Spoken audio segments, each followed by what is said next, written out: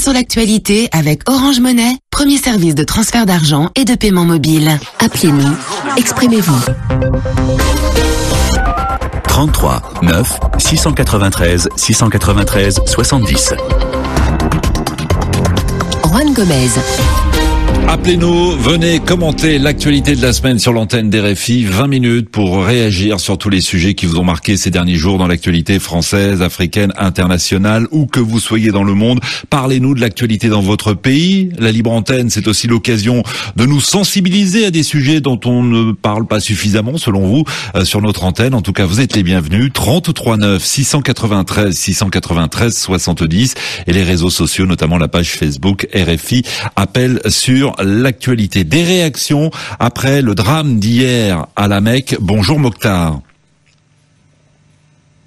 Auditeur de RFI. Vous êtes à Niamey au Niger. Je rappelle que plus de 700 personnes sont mortes hier dans une bousculade. Le bilan augmente et il a augmenté encore ces dernières heures. C'est la tragédie la plus meurtrière de ces 25 dernières années durant le Hadj. Deux cortèges de pèlerins se sont retrouvés face à face. Vous avez dit au Standard, choqué, mais pas vraiment surpris. C'est exact, Monsieur Gomez. Permettez-moi d'abord de présenter mes sincères condoléances à tous les parents qui ont perdu un proche. Je voudrais également manifester mon sentiment de choc. C'est choquant, d'autant plus de voir des milliers et des milliers de personnes mourir comme ça en accomplissant le rite spirituel du Hajj. Je suis pas également choqué, d'autant plus que quand on remonte un peu en 2004, au même endroit, au niveau du pont de Djamarat, la lapidation de Satan, il y a eu des morts. En 2006 également, il y a eu plus de 362 morts. Aujourd'hui également, 2015, l'histoire se répète. Je pense qu'il faut totalement revoir les conditions de sécurité de cet endroit. C'est un défi énorme, on le reconnaît, pour Riyad d'organiser un tel pèlerinage qui regroupe plus de 2 millions de personnes. Mais je pense que il y a possibilité d'engager. Alors, vous dites qu'il y a possibilité d'améliorer les conditions d'accueil. C'est ce que font les autorités sur place depuis maintenant un certain nombre d'années. Il y a eu des travaux qui ont été réalisés, travaux de grande ampleur, notamment le pont où était survenu le drame de 2006 a été agrandi. Vous parlez de sécurité, il y a tout un dispositif de vidéosurveillance, 5000 caméras qui surveillent en permanence les lieux du pèlerinage. Il y a entre 80 000 et 100 000 policiers déployés ces jours-ci, 20 000 personnes chargées du dispositif médical et de la protection civile. Que faire de plus, Mokhtar? Monsieur Gomez, je suis d'accord avec vous que les autorités saoudiennes sont en train de fournir de gros efforts pour améliorer les conditions de l'accomplissement du Hajj. Mais Monsieur Gomez, comment peut-on comprendre avec un tel dispositif sécuritaire de plus de 100 000 policiers, qui est deux groupes qui passent sur la même voie? Je pense que là, la responsabilité est à situer au niveau sécuritaire. La sécurité a failli. Il lui fallu pour le système sécuritaire d'organiser les allers et retours. C'est pas concevable qu'on dise que deux groupes, n'est-ce pas, ceux qui vont à la lapidation et ceux qui reviennent de la lapidation puissent se croiser. Tout à fait.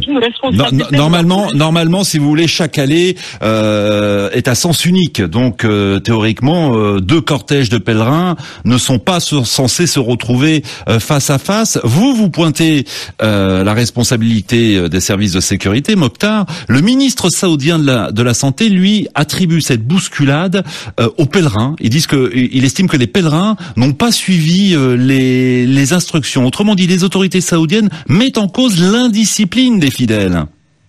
Mais Monsieur Gomez, les forces de l'ordre, elles ont la responsabilité d'imposer un comportement aux pèlerins. C'est leur travail, c'est leur responsabilité.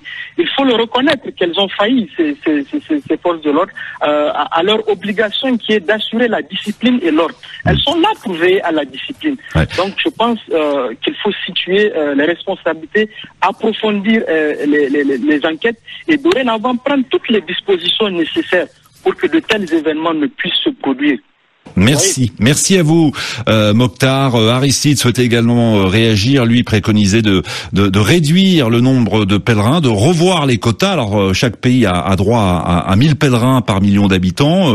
Les quotas ont déjà été revus à la baisse. Et le problème, en fait, c'est que certains pèlerins participent aux célébrations sans avoir le fameux permis, la fameuse autorisation.